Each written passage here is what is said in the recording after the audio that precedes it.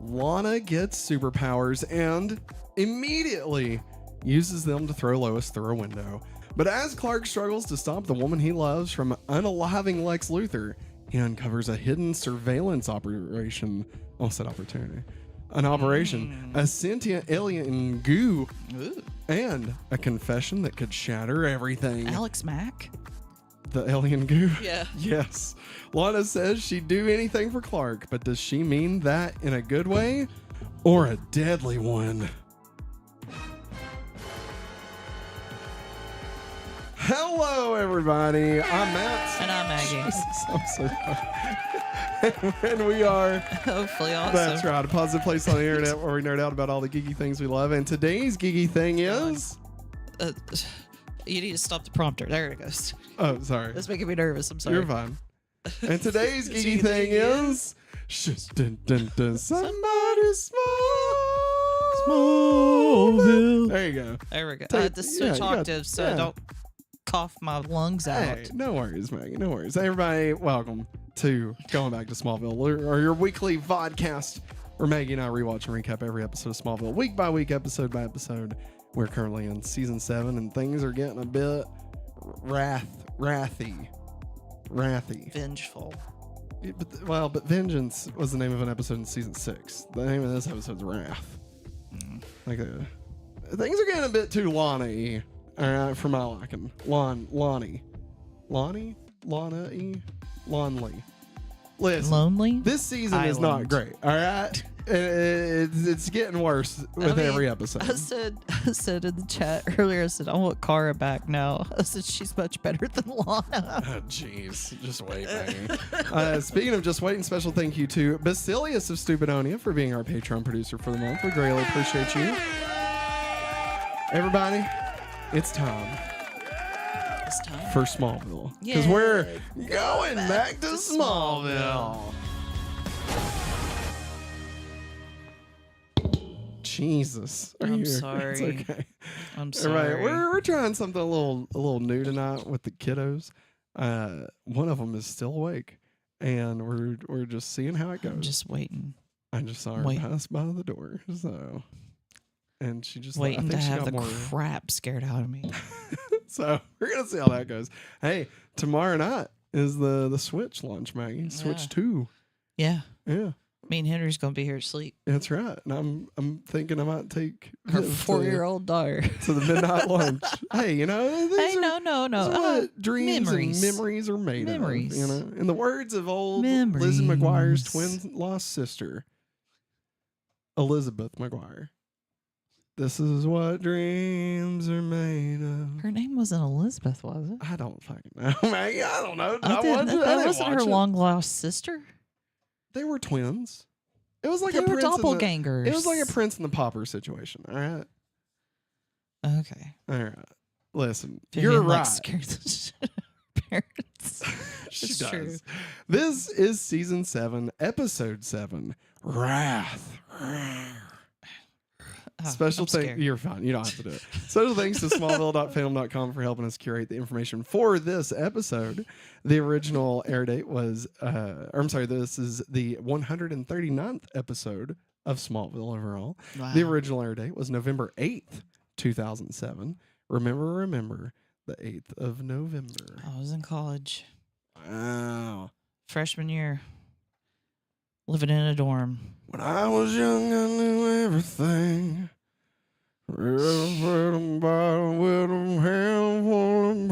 Now,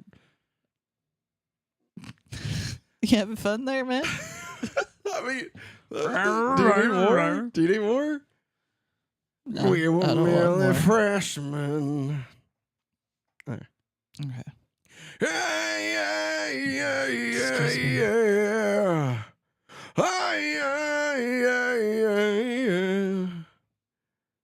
Yeah, Nathan Scott with long hair in a wheelchair, just throwing trophies through glass windows. You're like, God damn, where are we right now? We must be in season 7 of Smallville.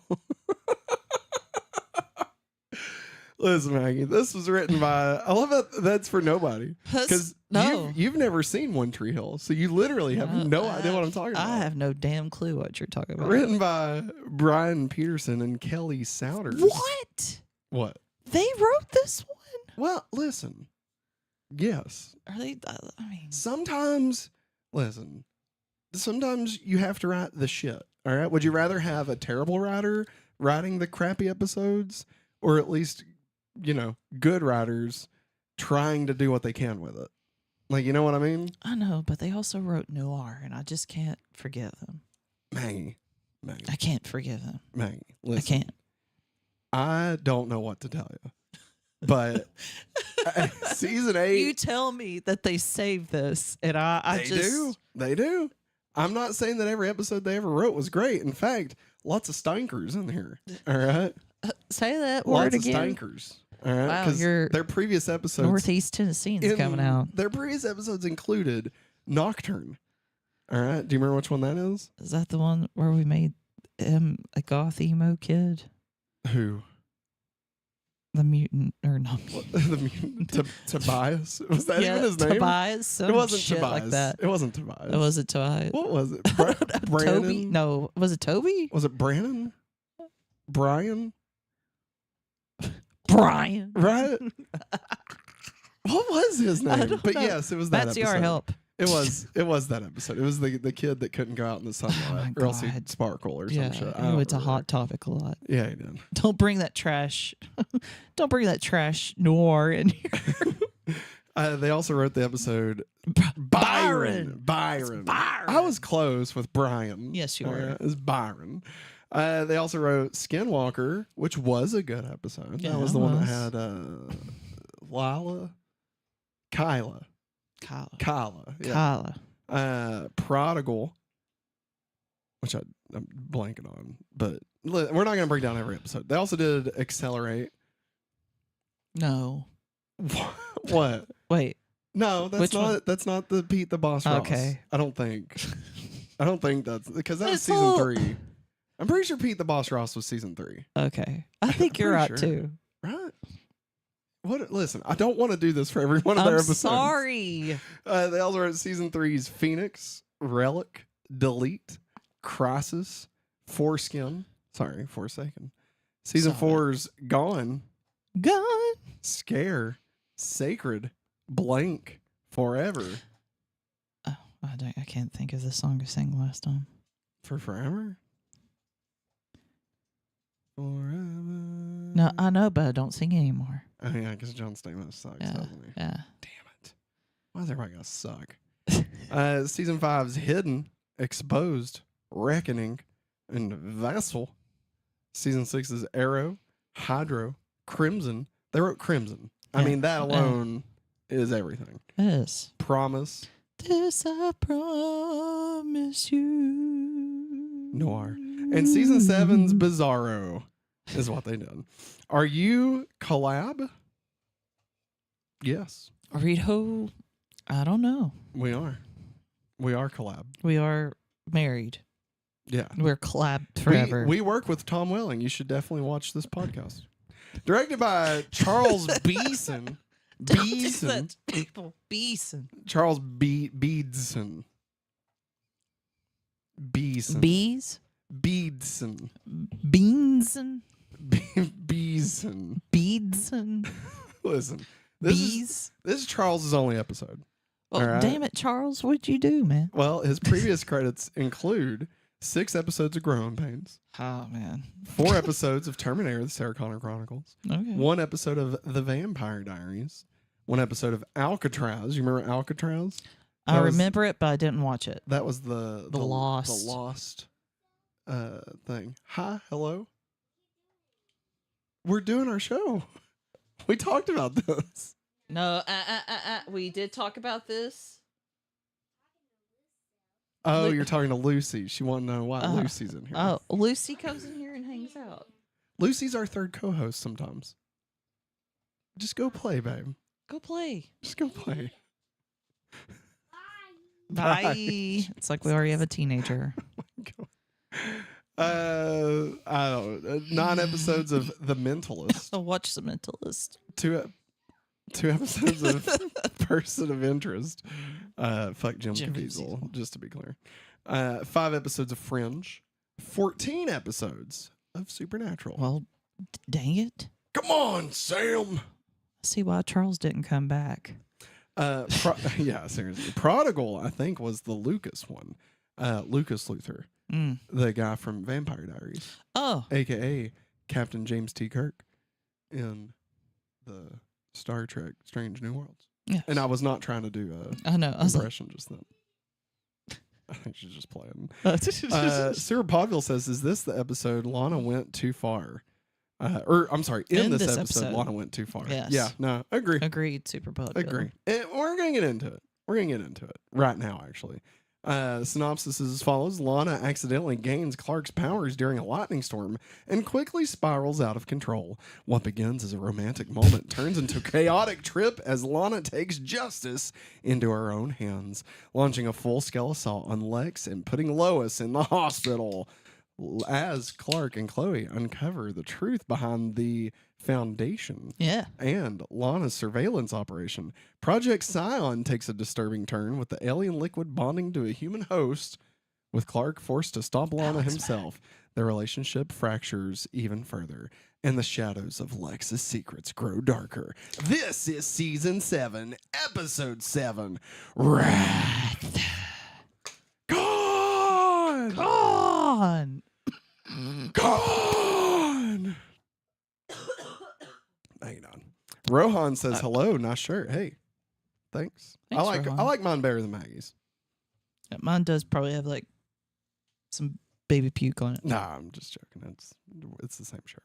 Maggie, what'd you think of this episode? Well, I don't know who I'm more annoyed at.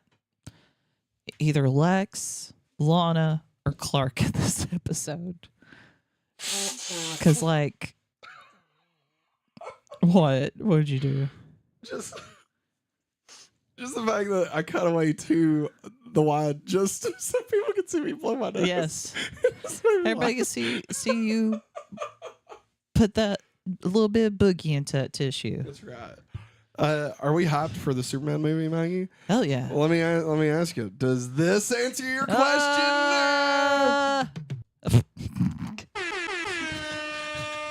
Yeah, we're hyped for it. Yep. Can't wait. DJ says, yep. I don't know who you're mad at the most. Who I'm most annoyed by. Oh, okay. Like, you could tell it's getting to the point where they don't know what to do with anybody. Yep. Like, they know what to do with Clark, yes, because he's. I mean, they don't really. Not really. They've kept him in the same spot for 2.5 years. That's true. You know? But like, Lana just hiding around. Sorry. I mean, Rohan, I didn't yes. wanna... Yes. Do we believe in James Gunn's vision? Yes. Yes, we do. With all of our hearts. Vision. That's it. I thought I had more, but I don't. I was going to make like a Vision from like Marvel, and then I couldn't think of the guy that plays Vision's name. Oh. And then I was like Vision Quest, and I was like, no, it's WandaVision. And then I was like, what am I doing? I'm giving up. And so then I was just like, that's it. That's all I got. Vision. I think it looks great. They don't know what to do with anybody. Yeah. Like, Lana got powers. Oh my God. This is almost the exact same situation that they did with Eric Summers. I mean, it is the same. The only difference is that Clark still has some power. of his powers. Yeah. But other than like, I don't know. It's just icky. Like they found out Lana's still spying on Lex. Like, yeah, it's kind of like a knock to Clark. You know, he's like, I finally get to be with her. Yeah, but she's not who he thought she was. Man.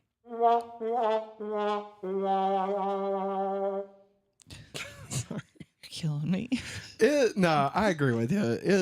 Listen, here's the thing. This is another one of those episodes that, like, it had a lot of promise. I'll be honest. Like anytime Clark's love interest gets superpowers, Oh yeah. it's always an interesting thing, right? Because he spends so much of the time being alone, being the only one. He can never truly be himself, whatever. And so either him losing his powers or him, his love interest having powers. Like I always find those episodes typically very enjoyable because we get to see Clark in a different light where he gets to feel like he's a part of something more. And I don't just mean and he's not alone. Yeah, and I don't just mean Smallville. I mean like any, take that to any Superman thing, Like I think there was a couple episodes of Lois and Clark that they did that. Fuck King Kane, obviously. Yeah. Supergirl, I feel like similar to like, or even the Flash, like when Iris, she could run, I think, in a few episodes. And so like it's just, it had a lot of promise. Yes. Like especially the opening and then like Lana giving him like there's earthquakes. Yeah, like that was great. I mean like not just them doing it, but like, like that being part of the episode. Yes. That being an interesting thing to do, right? Take their relationship somewhere that it hasn't got to be in a few years, obviously. Like it started off great and then it just devolved into, oh, Lana sucks. Yeah. And is evil, kind of. Like I think that's the thing that kind of irritates me the most. She was married to Luthor like for what? A day. A month. Yeah. I mean, she got inherited some Luthor somehow. But now here's the thing though. Don't forget that the what's it called? The hypothesis of this episode, right? Is that it's Clark's fault. Yeah. Like we are, and I know that obviously that's what Lex said, but Clark believes it, and like, Lana kind of denies it. But like by the end of this, I feel like the writers, Brian and Kelly, are trying to push this narrative that Lana is who she is now because of how Clark treated her. Yeah. Irregardless of whether that's true or not. I mean, we've watched this whole show, right? Like we've done it week by week, episode by episode. And that thought never, like it just feels like it comes from out of nowhere a little bit. And like it's like I don't disagree, but I also feel like I think my biggest issue with it is that they're trying to remove any agency from Lana. Like whether she's good or bad is all relative based on how the other people have been treating her. Has nothing to do with her own choices. At least that's what they're proposing in this episode. Yeah. Right. I know. And like I hate that. Yeah. That's such a boring, like the fact that she went from being like, whatever, behind the scenes, twisting things, conniving, whatever. The fact that she went from doing that in secret, trying to get back at Lex, which is fair, which I mean is a fair thing to do, to like so angry and ripping doors off of vaults and like choking Lex out and then going off on Clark for like always staying at the farm and never doing anything. And like they kind of give us a throwaway line of oh well, it's the superpowers talking because like it's enhanced her rage or whatever. Yeah. And like there's no basis for that. There's like just generic, absolute power corrupts absolutely, like crime like that. But I mean like they didn't. It's so like ethereal. Just the idea that anybody that possesses Clark's powers, except for Clark, would immediately turn evil. Yeah. And like I don't agree with that at all. And I also think that you're taking the wrong messages from Superman. Mm-hmm. Like the whole point is that anyone can be good. Yeah. Like Superman is Superman because of the way he was raised, right? Because of who he is in his heart. That's what makes him Superman. Like, yes, the powers give him the ability to do all of the things that he does, but the powers alone don't make him Superman. Yeah. Right. And you're supposed to, my take from that is not that he's perfect, it's that he is just one of us. And that if we choose to, that we can make the correct choices and we can do the right thing. Yeah. And that we can all be quote unquote Superman, right? Like that's kind of the point of the character. Yeah. Is to show us the good that we can do. Mm-hmm. And so like just for this to just be like, oh well, you know, Lana's evil because, you know, Clark treated her like crap. And because she now has superpowers, now she's just killing people. Yeah. And like I don't know. It's just so boring. You know? It's so empty. Like to take Lana, like where we are now, and I hate this. Like where we are now reminds me so much of when they first started making Lex more villainous. And like instead of giving us an arcing story of making him more villainous, they were just like, oh, he's just a comic book villain now. Yeah. And like that's kind of what they're doing with Lana. Like she never goes, spoilers, but she never goes like full villain or anything, obviously. Yeah. But like, you know, at a certain point, Clark and Lana can't be together, right? Like at a certain point, we know this has to go to crap. And so like it feels like they're kind of starting to figure out a space for that to exist where it doesn't feel like it's just coming from out of nowhere. And like instead of giving us like subtle changes in Lana, they're like, oh, well, what if, you know, she just tries to kill Lex and it's because Clark lied to her all the time. And like, yeah, you can make the argument that over, you know, several seasons of lies and of manipulations from Lex that it's grown to this, but her character itself never slowly grew. Like it never slowly shifted. Like, you know, becoming more like Lex and like losing herself in that. Yes, that was subtle and that worked over time. Yeah. But to get to this where she's like the whole thing of Clark being like, I don't even recognize you. Yeah. You know, like you're not who I thought you were. Like that just came from nowhere. You know? I mean, yes, she kidnapped Lionel. And yes, she's been spying on Lex. And yes, she faked her death and all that stuff. Sure. But like they're just like, oh well, she did these things and now who the hell is she? Yeah. You know? I don't know. I don't feel like I'm accurately describing what I'm trying to say. Matt Sierra says the writers basically are like Lana is never at fault, which is just dumb. Mm-hmm. So like, yeah, I think you explained it very well. Like, yeah. Thank you. You're welcome. I feel like it's less about Lana never being wrong and more about not having any like faith in the character of Lana to be able to provide any kind of story towards the plot. No, I agree. Just having zero faith in it. Yeah. And I think that's a misstep entirely.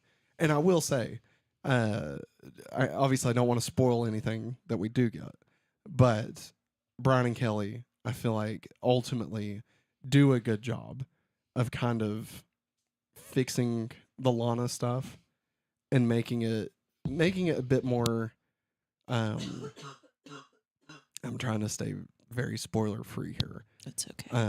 But I feel like they do a good job of giving us much better reasons as to why Clark and Lana can never be together and why this relationship will ultimately never work. And like that does not happen in season 7.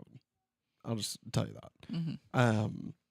But I think they when they are given free reign over the show to guide the show, I think they start making some choices that work so much better.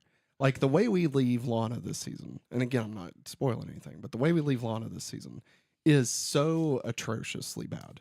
Mm. Like it is just Maggie. It's not even like they do some big terrible thing. It just is boring and like empty and kind of from nowhere and just confusing.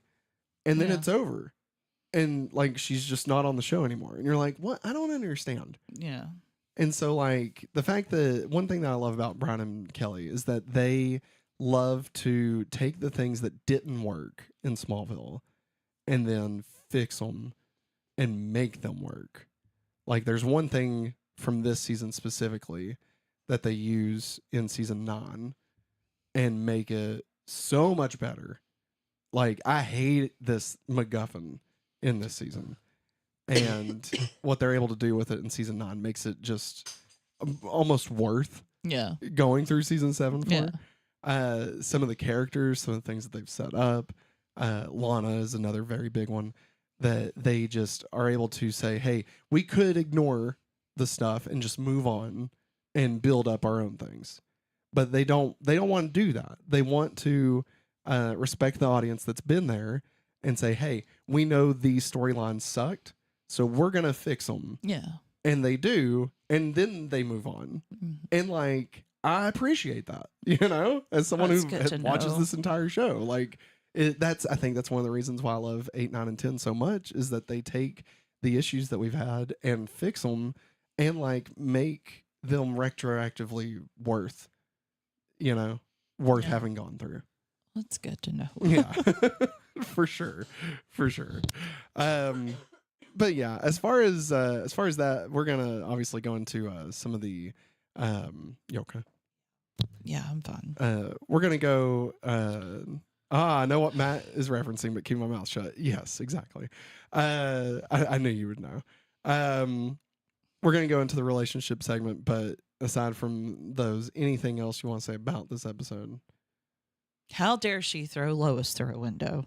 Oh no, Matt, just you know what? It's ridiculous when you find out more about that scene. No, like it's what a waste.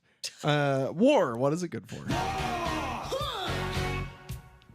What is it good for? Absolutely nothing. Say it again. Real quick in the chat, Rohan C said, "What content do you make?" We make rewatch podcasts for a few things. Smallville, which is what you're watching, Digimon, and Sailor Moon. We do that tomorrow night. We also do Monday night video game streams, typically retro crappy games. Is our go-to. We played through most of the Power Ranger video games. Yeah. And we played Sonic Adventure 1 and 2. For too damn long. And it was terrible. And we're probably going to play Superman 64 leading up to the Superman movie coming out. And then on Thursdays, typically, we also watch a VHS tape, a random VHS tape, and figure out what's on it. And we all just kind of hang out together. Yeah. So there you go. That's a little bit of who we are. Betsy Art, I just want to know how much brain damage both Lois and Lana have. I mean, I feel like Lana has to have That's why more. she went evil, is all the brain damage she got. I mean, that's a better explanation than what we got. Skull fracture and a piece of the skull's like poking into her brain. We'll get there. Let's see here. War, what is it good for? How the relationships have progressed. So how Clark and Lana progress this week? Well, after Lana gains Clark's superpowers, they're able to have coitus. Happy time. For the first time since season 5. The beginning of season 5. Damn. In a long time. Yeah. Lana, filled with power, attacks Clark for never using his powers for anything other than hiding in his barn. Clark realizes that Lana has been lying to him about her foundation, kidnapping Lionel, and is not who he thought she was. But Clark blames himself for years of lying to make her act this way. Clark and Lana are still together, but their relationship is on the rocks. Shaken, not stirred. Again, we've touched on this quite a bit already, but just to kind of, see it through, I guess.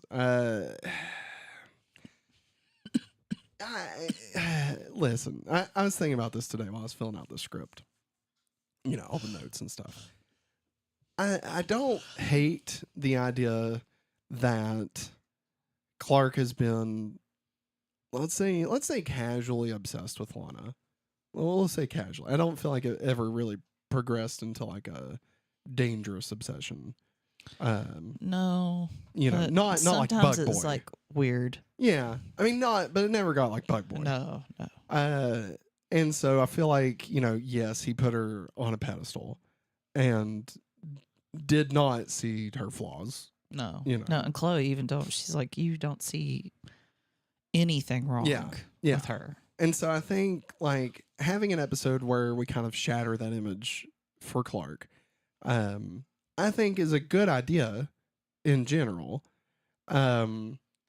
I think the way that they executed it in this episode is just, again, I don't want to just keep, dragging this through the mud, but I mean, it's just a poor execution. Like well, I guess you could make the argument that, even while we were watching it, we was talking about how, why is she doing this? Like, why, now that she has superpowers, like, what is it giving her? Like, I think you even said like roid rage, right? And like, sure, like that's possible. Yeah. But like, I even surmised that, is it possible that she has felt so helpless and out of control for so long, especially under Lex, that now that she feels invulnerable, she feels empowered to do the things that she does, and just kind of gets kind of drunk with power a little bit. Yeah. And I mean, I think they don't really give us much to work with either way as an explanation. I feel like they lean more towards the superpower rage than, it being actually in her to be this way.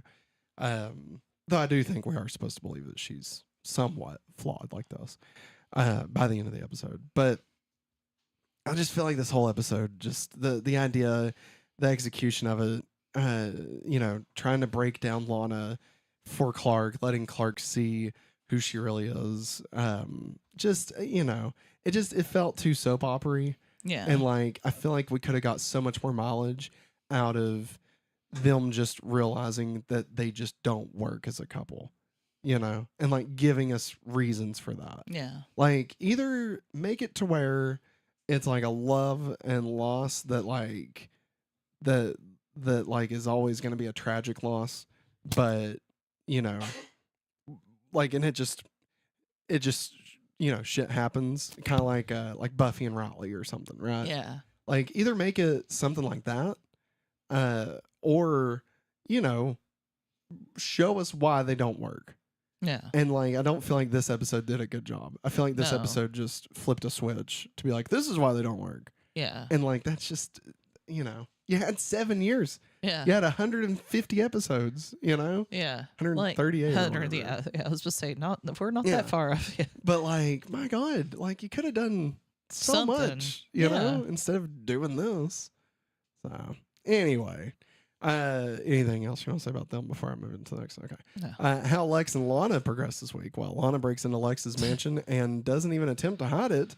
And then Lana takes on Lex for everything he did to her. But Lex twists it into some sort of proof that Lana still cares about him. Yeah. Lex then kisses Lana.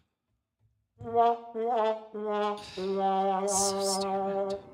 I absolutely despised that kiss.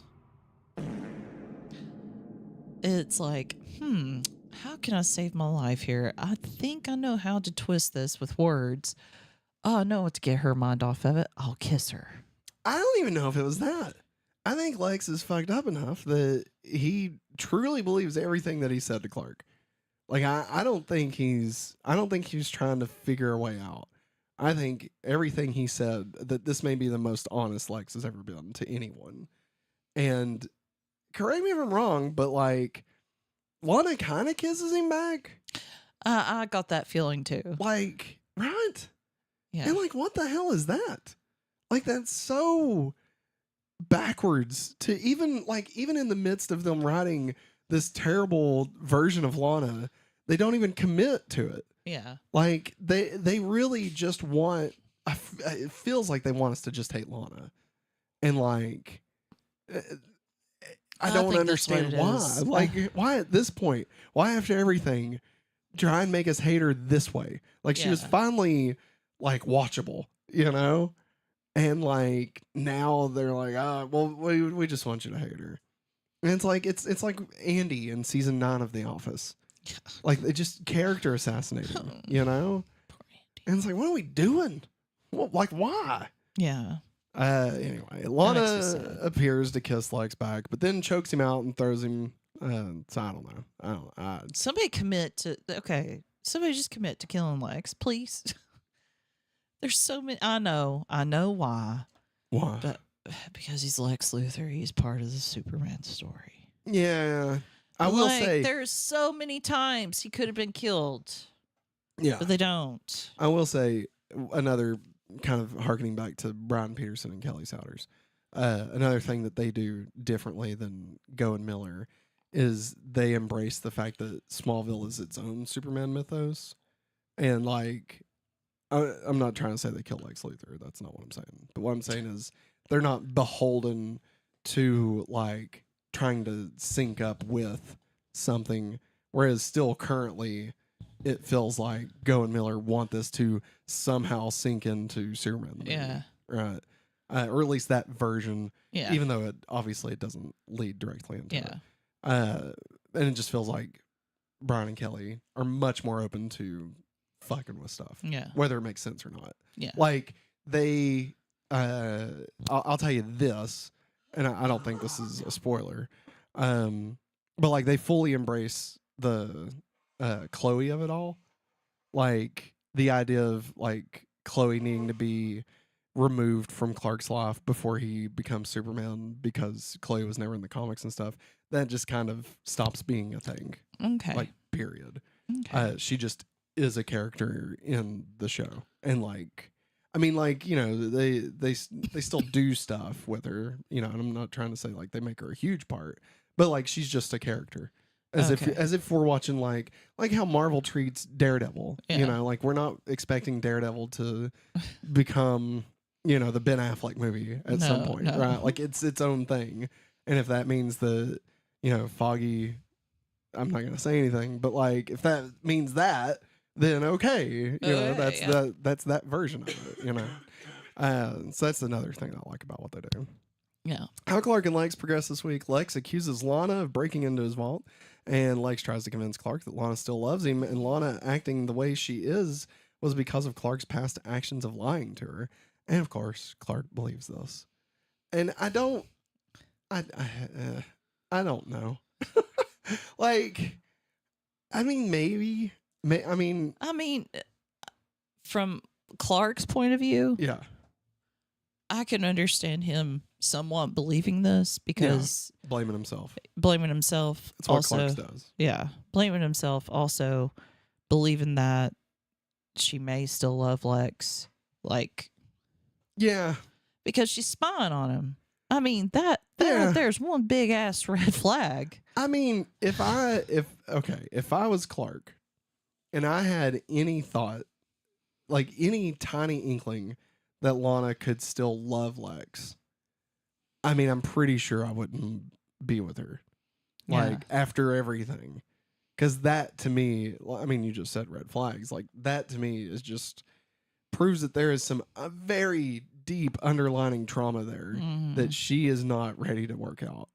And, like, you can, like, you know, obviously when it comes to relationships and stuff, people have to deal with their past in whatever ways they can. Yes. And, you know, you should be willing to work with the person that you're with through that, not hold it against them, you know. And if Clark is willing, if he does think that Lana still loves Lex and he's willing to work with her through that, if she's saying that she wants to work through that, then sure, that's fine. Yeah. But if she's denying that and he's suspecting that, yeah, and they're not talking about it, this relationship is fucked. Like, I mean, there's nothing. There's no, you're like, right. You might as well go ahead and call it, brother. Like, it's just not gonna happen. No. Like, that is there. You can't have a relationship on that kind of on that weak of a foundation. No. Like, you're fucked. You know? Matt CR says Clark always blames himself. Plus, his lies is what caused Lana to go to Lex, who poisoned her even more. But, okay. But, and yes, I agree with everybody. But, I think we have to ask the question, and this may be a little too philosophical for going back to Smallville at 10:30 at night. I think we have to ask ourselves a simple question here. And that is, at what point is it Lana's fault? Like, just because Of this, and this. yeah, like just because Clark lied to her a lot. And don't get me wrong, I'm not writing Clark off No. and saying that it was fine to lie. We've discussed this plenty throughout the entire run of the series. His lies, what's it called where you gaslight. Like gaslighting constantly Lex and Lana. Like, and Chloe. yes, it is Yeah. very much understood why they would have negative interactions towards Clark, right? Negative feelings. But that doesn't give anyone, I mean, obviously, and I know I'm preaching to the choir, it doesn't give anybody the right to be an asshole. No. You know, like Lex having no belief in Clark, hating Clark's guts, that's justified. Yes. Lana wanting to kill people, wanting to kill Lex and like rule the world kind of in her own way, like to right a bunch of wrongs through sheer willpower, Darth Vader style, right? That's not because of Clark. No. Like, that is because she has trust issues. yeah, her leaving Clark and going to Lex is Clark's fault. Yes. My opinion. I think No, I agree. I think it's also on Lex and it's also on Lana. Obviously, she's a big girl. She makes her own decisions. But I do think the messing with her head opened her up emotionally into a place to be able to be taken advantage of by Lex. Sorry. I've just walked in. Here, look at this car, Daddy. Oh, wow. What? We are. Hey, check it out, everybody. everybody. Look it out. Look at this Look car. look at it, chat. Our daughter wants you to see this. It's pretty cool. Oh. I think they like it, Vivo. Thanks, Viv. Yeah. Yep. So, I completely lost my Mama Angie's in chat. Hey, What's up, Angie? I completely lost my train of thought there. I have like no idea what I was talking about. I'll be honest, I forgot to. But I think it was basically, at what point does it become Lana's fault? What you said? What? Huh? What's up, Angie? Mama Angie. Okay. What's up? Go back What's up, in there. Angie? What? This? Zelda? Okay, you can play with her. Take her. All right, go play, honey. Nope. Okay, go Nope, lay we down. haven't seen Matt's mom in a while in chat. Welcome back. At what point does it become Lana's fault? Yeah. I think it becomes Lana's fault. I think. Okay. I think that as I love how I'm just gonna try and dovetail right back into this like very methodical thought here about like psychological repercussions of people's actions. Right? Like, here's a wooden car and now here's trauma. I will say, Angie, she said she's done her part tonight. She has liked and shared. Good night. Oh, thank you. Good Thanks, night, Mom. Angie. Good Love night. you. Love you, Mom. But I think that I think obviously it's way too simple for humanity to just say if somebody does something bad that justifies any of your actions. Yeah. Right. I think that you ultimately everyone is responsible for what they do. Period. Yeah. There may be reasons, and we can talk about the repercussions of actions and whether they should be more or less severe based on the extenuating circumstances going on. Like there's a difference between driving up and unaliving somebody just for the fun of it and being attacked and unaliving somebody because you're trying to save your life. Like there's a big difference there. Big right? difference. Big And diff. so, but at the end of the day, you still have unalived somebody, right? Yeah. like at a very basic level. And like we can't change that. Yeah. Right. So I think to say that Lana, is who she is because of Clark or because of Lex is such a cop out. It is. And I think that ultimately Lana is the only person to blame for Lana in reality. Yeah. Now, well, I was just say, if my life was, if my actions were based off of ex-boyfriends, I Yeah. would be one horrible person. Like horrible. Guarantee it. Probably been an arsonist at some point. Would have been arrested for arson. Dude, you and me both. Maybe we should go burn some stuff. That'd be fun.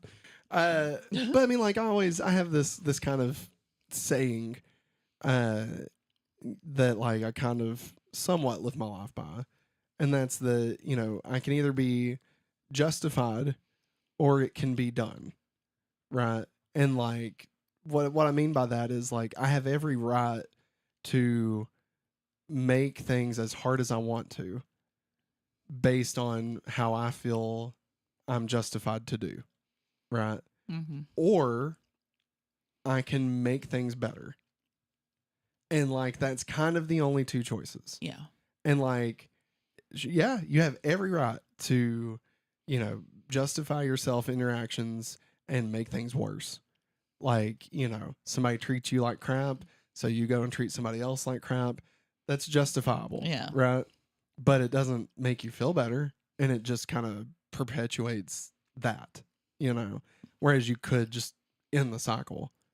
And like, I'm not saying obviously you shouldn't let people just do horrible shit to you Yeah. and like just be like, well, but I want it to be done with, even though it's my right to protect myself, I'd rather just the whole situation go away. No, that's not what I'm saying.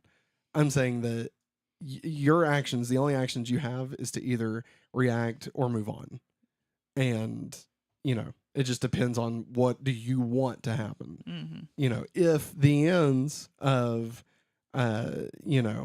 making your life better means that you'd be better off not trying to fix the situation by being justified in it. I feel like I'm speaking in circles right now. I've lost the plot. All right. All I'm saying is you can be a dick if you want, and you can justify the fact that you're a dick. But that doesn't mean that your life's any better because you're still a dick. Yeah. Go eat a dick. Exactly. So you can either be a dick, justifiably so, or you can, move on and try and have a better day. Yeah. And that's it. At the end of the day. it. Where are you going? I'm going to go check and see what's on the TV. Oh, okay. I'm going to go ahead and go to the next section. Maggie agrees with everything.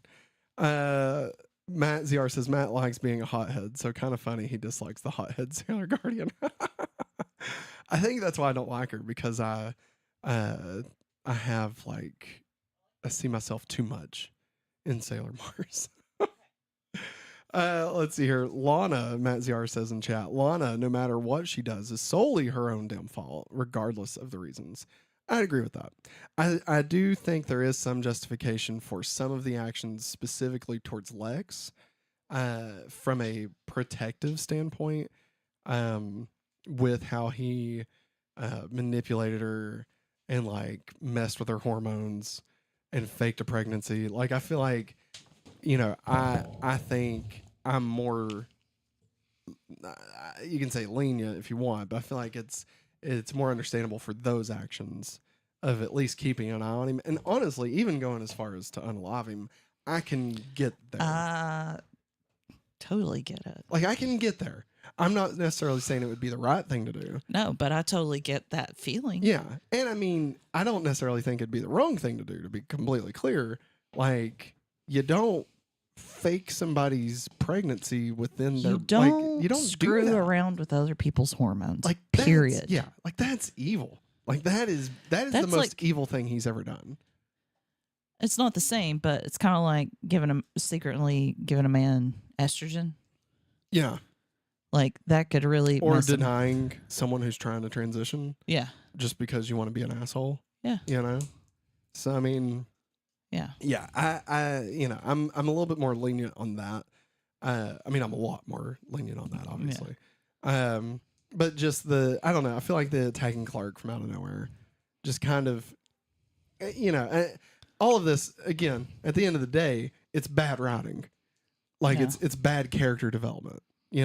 Like that's why this is so frustrating about Lana as a character, because it's not real. Yeah. Because that doesn't make any sense because they wrote it poorly. Yeah. And as much as I love Brian and Kelly, I'm not putting all the blame for that on them because they wrote this episode, because ultimately they're trying to thread the needle that Go and Miller left for them, and they're still the showrunners at this point. Yeah. So I mean, like, if they want Lana to end at X, they have to try and get her there, whether they want to or not.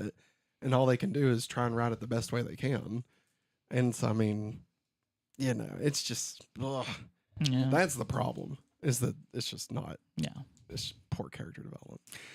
How Jimmy and Chloe and Kara have progressed this week. Well, Jimmy and Kara do not appear in this episode. So, no progression. Yeah, none. I'm assuming maybe they went on a date, and maybe that's why we're still not seeing them. Maybe they're still getting that that lunch. cheeseburger. Yeah. They're getting Chinese.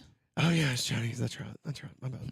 How Clark and Lois have progressed this week. Well, Clark and Lois barely interact, though Lois is pretty pissed that Lana attacked her and threw her in the hospital. I hate what they've done to Lois. I hate it, too. The fact that Lois Lane would never sleep. Never sleep with her boss, the editor-in-chief. No. And listen, if it's happened in the comics, fine. I guess maybe she would. But like the core essence of the character, she does not. That's not Lois. Lois cares too damn much about her status as a reporter in a truth way. Not in like a status of like she wants the title and to be revered. No, she's more after the truth Yes. of it all, and that's what she's known for. If she had any thought that anything could cause her story to be misinterpreted or misconstrued as false because of relationships with other people, she baby, go back in there, okay? We see it. There you go, everybody. Hi, everybody. There's Viv's LOL. All right. Your name is Neonlicious. Neonlicious. Neonlicious. All right. All right. Hey, last time. Okay? Or else next time you come in here, I'll pick you up and put you in your bed. It's true. What's up? You're getting hungry. Go. Can I tell you something? Oh, my God. What, babe? I have a daddy Of course. Come here. hug. I can't sleep in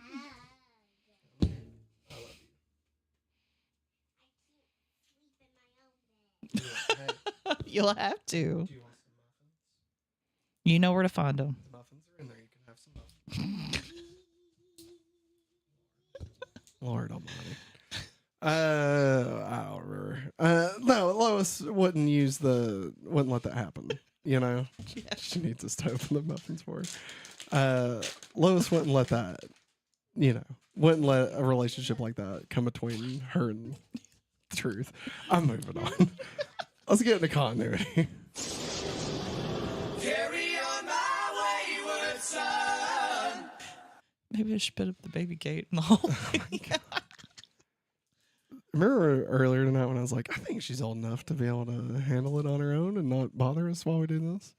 I was wrong. I bit my tongue because I wanted to believe too.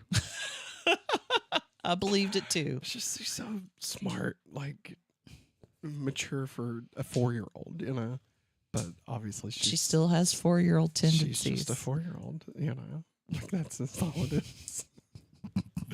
I love her to death. Wrath is defined as vengeance or punishment as the consequences of anger. Wrath is also one of the 7 deadly sins. Uh-oh. From the movie Shazam. Oh yeah. I'm sorry. It took me a No, hot you're minute. fine. That was the appropriate amount of time to I remember. had to pull. I was Shazam. like, Kazam or Shazam? The title. Shazam. The title is a reference to Lana's extreme anger towards Lex after all his lies from season 6. Once she gets superpowers from Clark, she uses those powers to try to kill Lex, steal his secrets, and discredit him with the media, aka Wrath. That's up. Revenge. It's revealed that if two superpowered beings make love without restraint, it causes seismic activity from hulls. Wow, this is scientific truth. Scientifically proven, apparently. Well, Again, I was a big fan of that part. Like, I feel like I want to give that credit to Kelly and Brian. yeah. And I want to give all the blame for the rest of the episode to Go and Miller. Yeah. Big middle finger to them. Yeah, seriously. Lana receives her powers in a very similar fashion to Eric Summers in the season 1 episode Leech. Eric Summers, of course, played by Shawn Ashmore, Aaron Ashmore's brother, Yeah. who looks exactly like him. Yeah. And yet nobody mentions the fact that they both look the exact same. Like, hey, he kind of looked like Jimmy, didn't Yeah. he? Like, No. and I mean, I don't blame them for not bringing it up, but like, it's just shocking that they would even bring They're it like, up. you know what? We'll hire the other Ashmore brother later. I think that'd be a great idea. There's no such thing as vampires, Clark. That's what this reeks of. Yes. Although, yes, it does. no, actually, it would have been better if Jimmy had mentioned Eric Summers. That Yeah, would have that would have been much better. that would have been the vampire situation. Yes. Chloe mentions Eric Summers, who also took Clark's powers with electricity in the episode Leech and Asylum, and the instance when Jonathan Kent had Clark's powers in the episode Phoenix. Eric was last seen in season 3's episode Asylum, which was a good episode. Mhm. They brought back Randy. Brought back all of them. Eat Randy. I'd rather eat Randy. The fact it was an incomplete transfer of powers leaves it unknown as to level of distribution of the solar energy, not the powers themselves, seeing as it was not selective. Am I back in college? I have no idea what I Have I just said. flatlined? This is the 5th time, not counting while he was powerless. Clark fights using his Kryptonian powers against humans with Kryptonian powers, whose species wasn't Kryptonian, not counting Kryptonian spirits and vessels. The first happened in the episode Exile, the second in the episode Phoenix, the third in the episode Talisman, and fourth in the episode Vessel. So, at the beginning of that last thing you read, did you feel like you was going insane? Yes. Because I was Very too. much, very much. I was like, what is going on?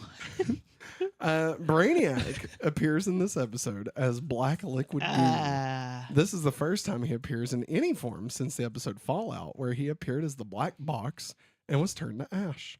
He is shown to be immune to kryptonite in earlier appearances, but in this episode it seems to affect his portion of him. Because he's weak. I think it's just a continuity error, if I'm being honest. Like, it kept him in that jar, which doesn't make any sense. Let's be Yeah. honest. None of this makes sense. You know? Like, none of this makes any sense. It just doesn't. The password for Lex's safe at plant number 4 is 51805. Lana states that this is the date of the last meteor shower, May 18th, 2005. It is particular. Sorry, I'm going to cough. Peculiar. It is peculiar that after Lois was injured at the Daily Planet, she went to, or was taken, I was even thinking the same thing because they've done this before, to Smallville Medical Center, which previous seasons established is approximately 3 hours away from Metropolis. The crater... Good job, Vivo. Throw it away. Yeah, just throw it away. No. No, we're not going to show them your empty bag of muffins. Go throw it away and go back in there, okay?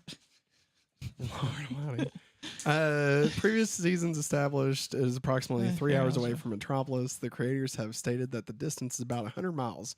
If it's taking you 3 hours to drive 100 miles, Somebody's get your license taken away. Somebody's taking a lot of back roads. I mean, I know it's Smallville, but my God. Matt CR says Aaron wanted them to bring it up, but I think the director said not to.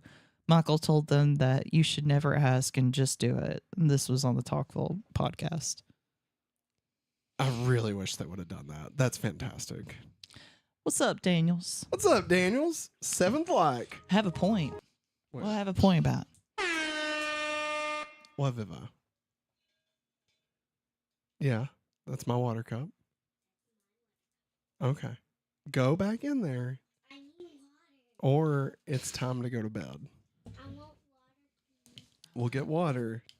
And then that's it, okay? Not in that cup. Or it's time to go to bed, okay?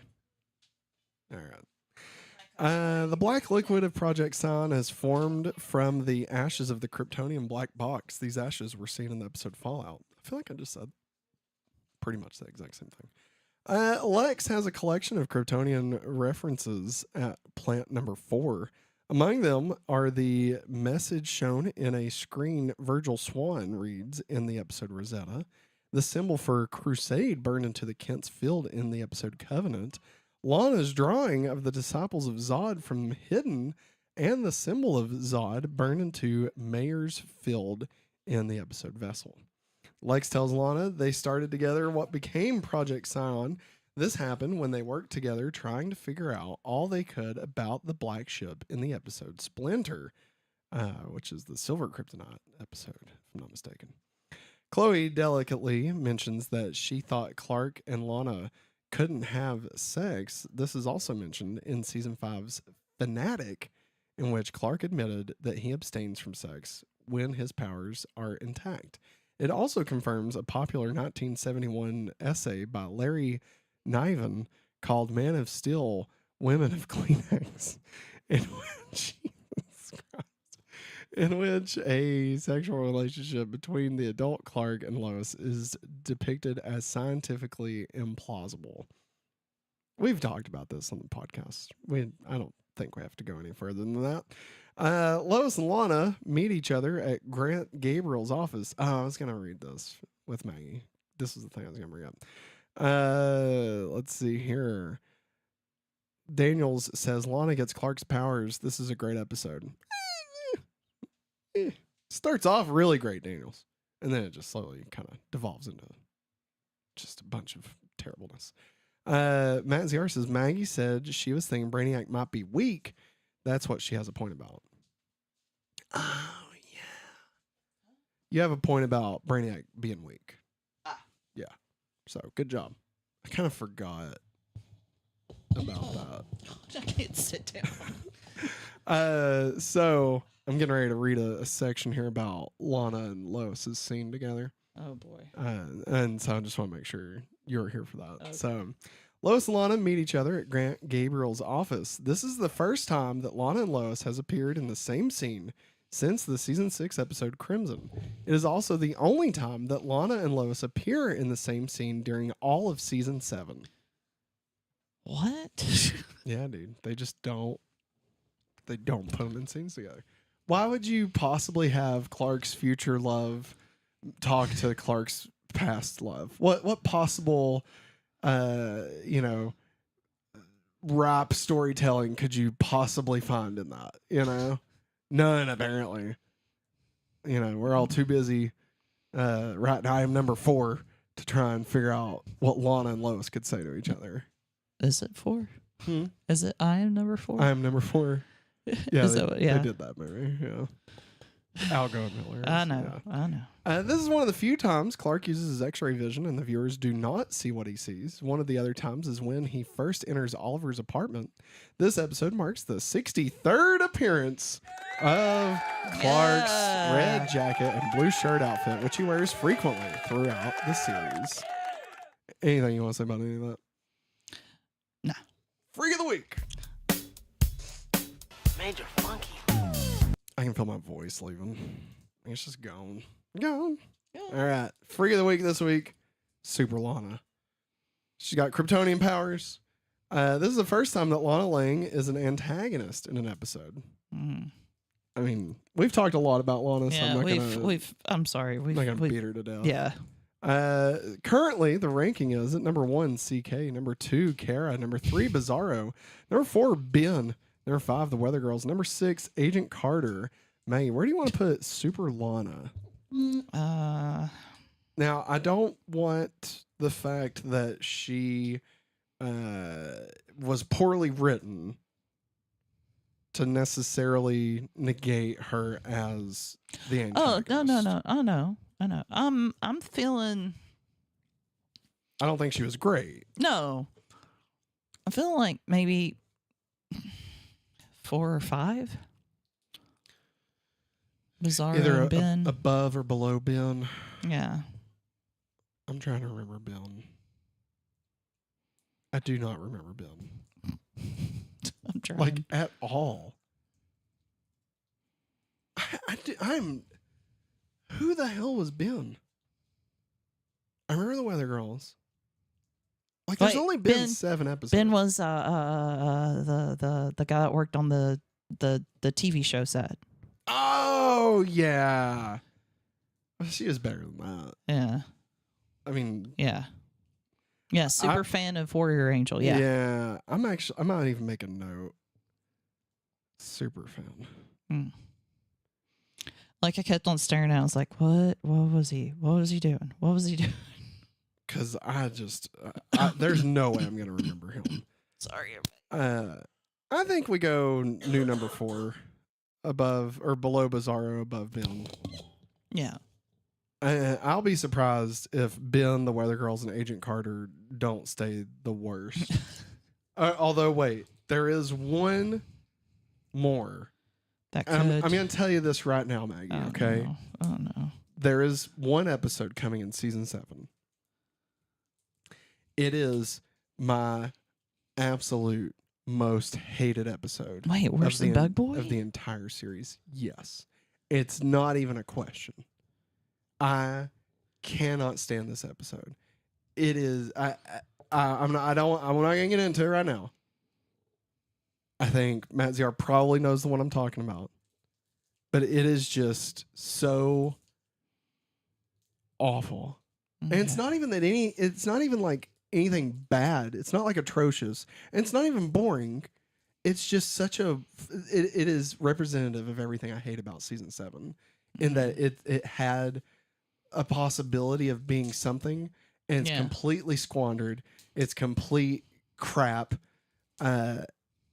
It's just a complete waste of time. Okay. So that is going to be that. I feel like if that antagonist does not become the worst on this list, I will be shocked. Unless I'm forgetting something, which is possible. But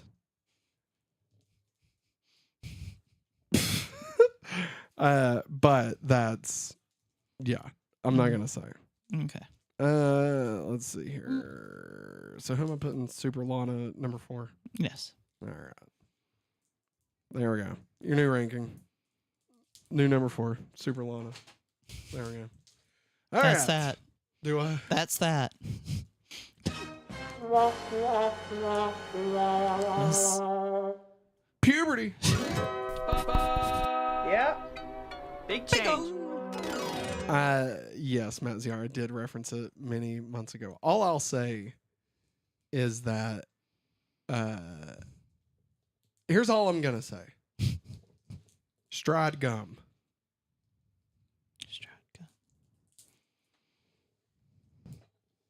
JH says wave. Oh, it's 5 gun. All right. Puberty, but with superpowers. Here's the superpowers that was there. I thought so. Yeah, I knew you'd know. Clark's abilities include super speed, super strength, and X-ray vision. Lana's abilities in this episode. Lana displays the Kryptonian powers of super speed, super strength, X-ray vision, super hearing, and heat vision. The only powers that Clark possesses that she does not display is super breath and super leaping. So, Fran recommended me to the channel. Hey. Thanks, JH. Welcome, JH. We hope you enjoy it. If you want to hear us bitch and moan about Lana for an hour, you've come to the right spot.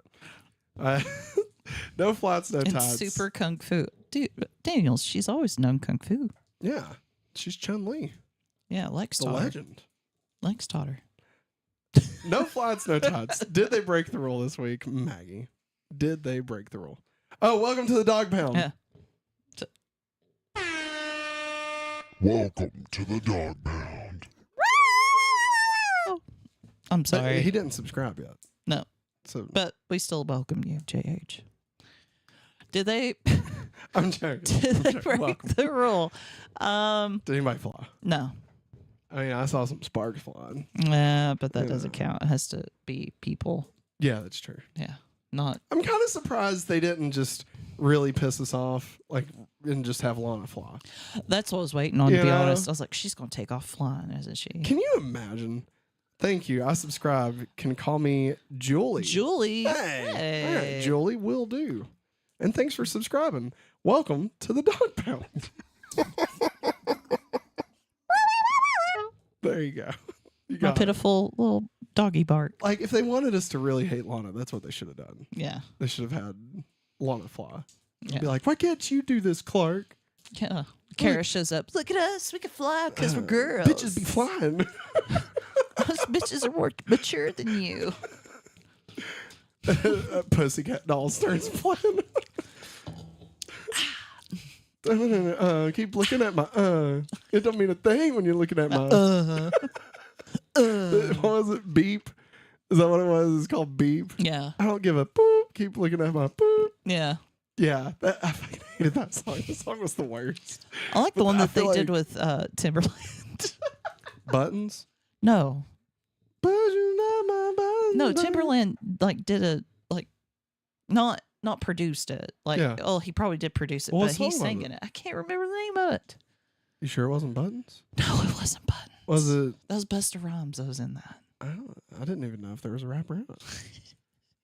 Was it When I Grow Up I No, Wanna Be I hate that Famous, song. Wanna Be a Star, Wanna Be on Movies? No. When I grow up. Was it what was the verse on it? Don't you? No. Don't you wish me everywhere? Dang it. You're I'll gonna I mean I look it have up. to know. I've got to look it I up. have to know which one Timberland I did. want to know. I want to know. Let's see here. Daniel says, I was so disappointed with Street Fighter. The Legend of Chun-Li was not a sequel to Street Fighter 1994. Wait a I love minute. that movie. That's what it's called. Wait a minute. Wait a minute. Yeah. Wait a minute. Wait a minute. Yeah. Fuck I that like that song. one. They're all garbage. Let's talk about drugs. I wish. What's Oxycontin? So, Kryptonite is once again used to transfer Clark's powers to a human, though this time the transfer didn't complete. This also seems to trigger some kind of steroid rage within Lana, though maybe she's just being herself, completely free of worry and all powerful. It's hard to say. Who can say? What's up, Boo Boo? What's That's up? beautiful. Yeah, you did a great job. Is that Peppa Pig? You got Yes. Peppa Pig on there? Yes.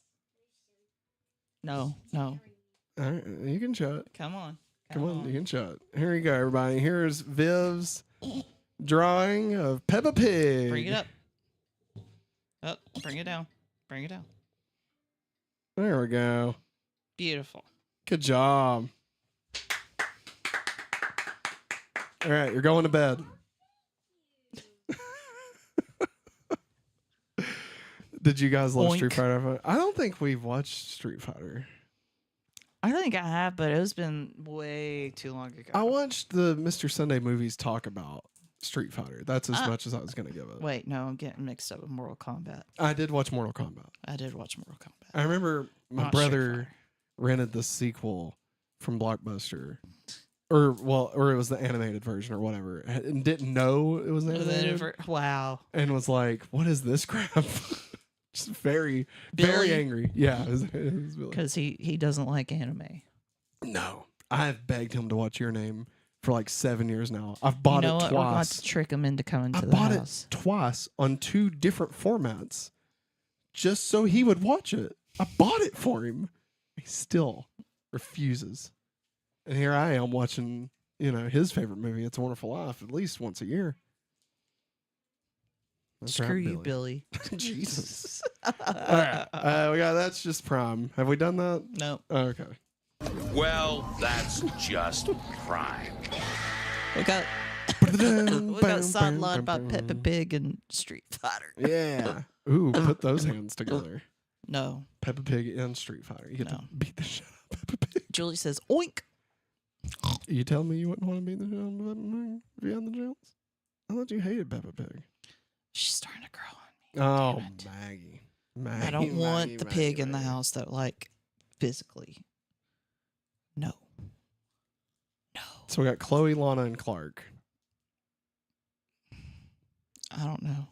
What are you? You be Chloe and Lana. Okay. All right. Chloe, I thought you said you couldn't. Normally we couldn't, but... Hey, you guys talk about this? What? It's just Chloe. And earlier we talked about the fact that Clark talked to Chloe about this. Yeah. Very same thing. Yeah. So, I don't know. This is weird. We got Clark and Chloe. So, Chloe, do you know what it feels like to wonder if someone close to you isn't who you think? Did you really just ask me that question? I thought that was pretty funny. Yeah, it was. We got Lex, and I think Clark is on here. I'm pretty sure it's Clark. Okay. Do you want to be Lex? Yeah, I'll be Lex. You can skip the "You're not welcome here" prologue. Someone left my vault door on the rug. What is this like? Why are you Jerry Seinfeld right now? What's the deal with the airplane? Okay. You can skip the "You're not welcome here" prologue. Someone left my vault door on the rug. Now, Lana was seen walking out of the mansion. You want to tell me what the hell is going on? Yes, there was anybody. I thought Clark came in after that. My bad. We got Lana and Clark. I'll be Lana. You can do anything, and all you've done is hide out on some farm. I've protected the people I care about. At least I've tried to. Except for my dad. When I let him die because of you, Lana. I went back in really, time. really regretting that choice right about now. Let me tell you. Let your ass die. All right, we got Clark and I think and Lex. Okay, I'll so be it is. Lex. Oh man, okay, hang on. Come on. Oh, all right. Lana would have never done anything like this before she'd been with you.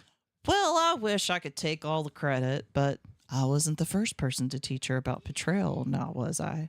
It's hard to face what you've created, isn't it? Blah, blah, blah, blah, blah. Lex gone. Like, acting like Clark's Dr. Frankenstein or some shit. DCU References. You become part of a bigger universe. You just don't know it yet. What the hell?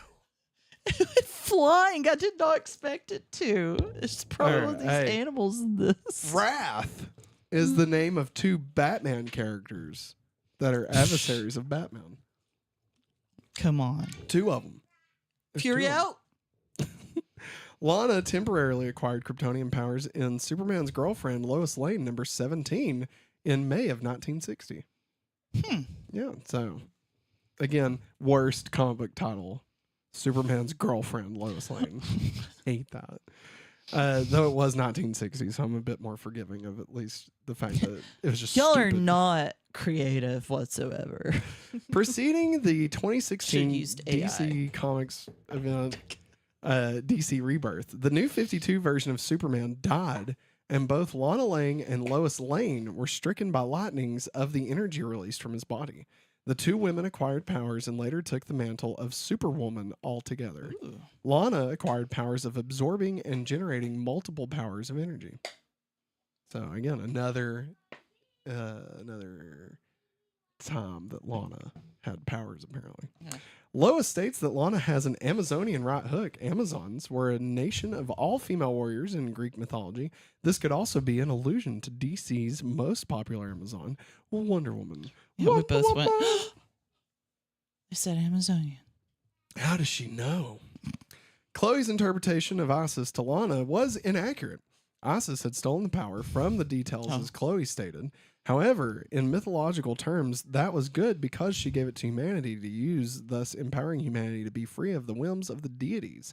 In metaphorical terms, it was the idea that one time the Nile would flood and those around it had no control over it.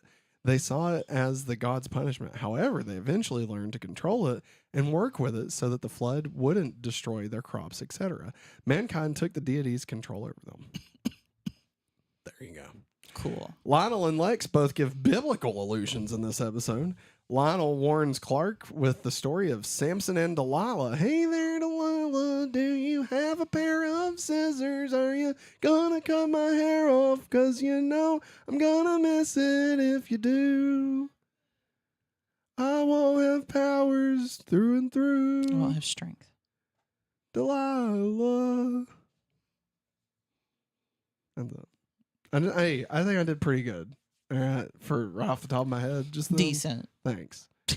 They don't call me the next generation's Wayne Brady for nothing. Stop. All right. Stop calling yourself that. Lionel, Nobody calls you that. Everybody does. No, they don't. In which Samson trusted his lover Delilah with the secret to his immense strength, only to have her betray him. Lex compares himself to the Apostle Paul, who became a changed man after being struck blinded by lightning, though blinded by a bright light revealed to be Jesus, according to the official account, while on the road to Damascus. That's it. I need a sign To let me know you're here.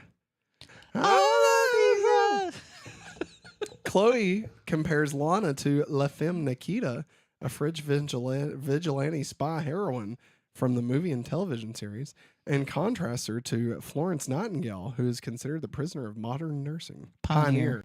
Prisoner of modern nursing. I mean, the lady did get the job done. She probably was a prisoner to the work. La Femme Nikita, they had a follow-up. It's Oh, okay. sweet. We'll fix it. We'll fix it. Just take it back in there. We'll fix it, okay? It's okay. I need help. We'll fix it. Take it back in there and we'll We're fix about it. to- Okay. Bye. I Go, can't- Nope. babe, Viv. We'll fix it. Go back in there. Okay? Go. We'll fix it for you. They did have a show for La Femme Nikita Yeah. at the time. Like, I mean, there was La Femme Nikita. Yeah. I And know. then on the CW, they had Nikita. Yeah. It was just Nikita. Yeah. And it was like I guess a reboot? I guess? Probably. Reboot? Yeah. Reboot. There you go. Lois compares Lana to Joan Jett, the female punk rocker, due to her all black outfit and hair. Joan Jett had a penchant for wearing black and had black hair in the early 1980s. Lois and Chloe sang I Love Rock and Roll by Joan Jett in the episode Pariah. Wow. We're reaching there, man. These are references, all right? They're part Reaching. of a bigger universe that they just don't know, all right? That's what we do here. Grant teases Lois about her hospital gown, asking if it's Vera Wang or maybe Dolce, which Dolce. who gives a fuck? Which are luxury fashion brands, Maggie. Dolce and Gabbana, Vivian Madonna, Sharon, they be giving all their money, got me wearing fly. Brother, I ain't asking, say they love my husband, 7 G's to religion. I say no if they keep giving, so I keep on taking. No, I ain't taking. You can keep on taking, don't keep on demonstrating, mom, mom, mom, mom, mom, mom, mom, my lovely lady lumps. Check it out. It's over. I met a girl down at the Oh my disco. She God. said, hey, let's go. I could be your baby. You could be my honey. And let's spend time, not money. And mix your milk with my Cocoa Puff. Milky, milky cocoa. Mix your milk with my Cocoa Puff. Milky, milky, right?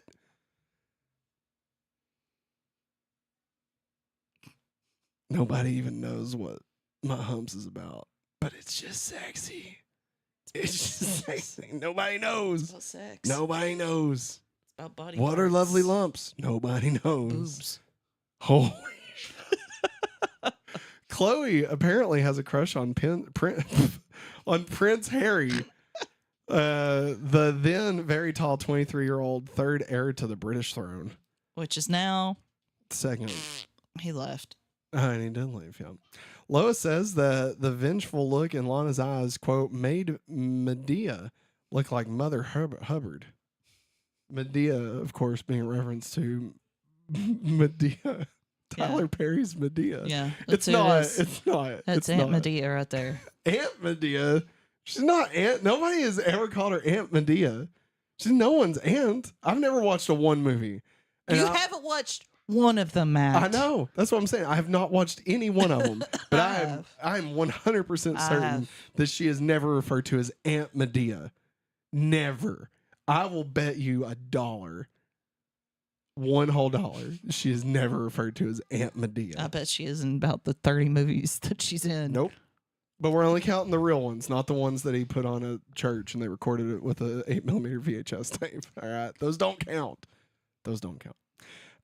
No, this is a reference to Medea from Greek mythology.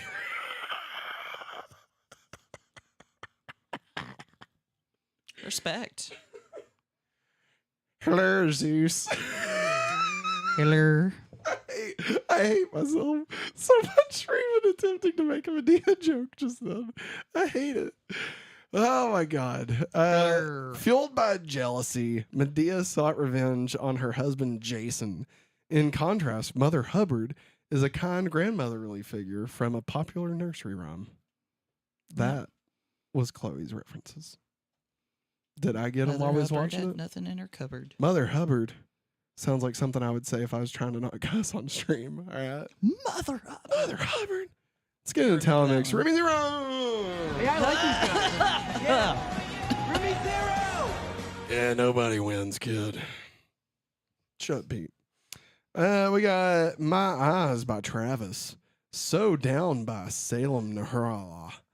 And Girl from Petaluma. Petaluma by John Dwyer and Ronald Mendelsohn. And Spell by Mary Digby. Marie Digby. Digby. Dig on this. It's time for the countdown to Superman. Superman returns. I've got it. There we go. Look at that. All right. Superman returns to cinemas. 5 weeks, everybody. In 5 weeks, There's new Superman posters. will be back. What's up? Do what? Yeah. What about Hatsune Miku? You want me to do the Hatsune Miku dance for everyone? You want to do the Hatsune Miku dance for everyone? No. No, we don't want you dancing on the stream for anybody, Vivo. No. No, don't. All right. Next time on On Smallville. Next time, Gadget. Next time. She's trying. She's trying to do it. She's trying. Miku beam. Oh, Lord. Next time. Next time. Season 7, episode 8. Blue. I'm blue. Da ba dee ba da da ba da dee da da da da da dee da da da. I'm blue. Quit. Do not Don't touch anything. touch anything. 1, 2, 3. Ready? Miku beam. There you go. There you go. Blue. Maggie, what do you think? Based solely off the title, what do you think it's about? I think it's about Viv, go. Go. Viv. Go to the couch. Mommy, Daddy's wrapping up. Go. 5, Go. 4. About You're going 5, 6. you're going to bed tomorrow. Yes. Go. Anyways, my Oh my god. guest for next week's episode. Yes, please. Let's get out of here. Please. Lex Luthor decides to open up a candy factory, and Viv. Vivian and Lex invents a new candy, and Yes. he invents a new candy, and it's blue. Okay. And when somebody taste it for the first time, they start turning blue.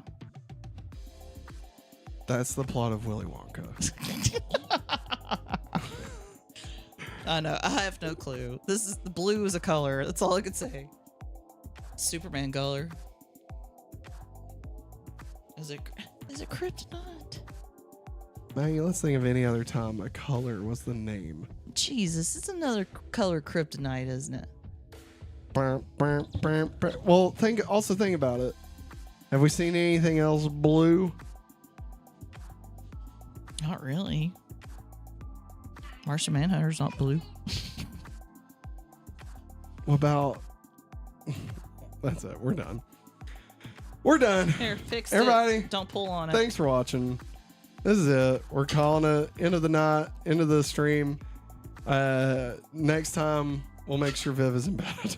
Yeah. Viv, do you want to come tell everybody bye? Come over here. All right. Everybody, we'll be back again tomorrow night with Digimon and Sailor Moon. No. But that's going to wrap it up for us this time. Thanks for watching. And as always... Bye. What? Have a really awesome day. Bye.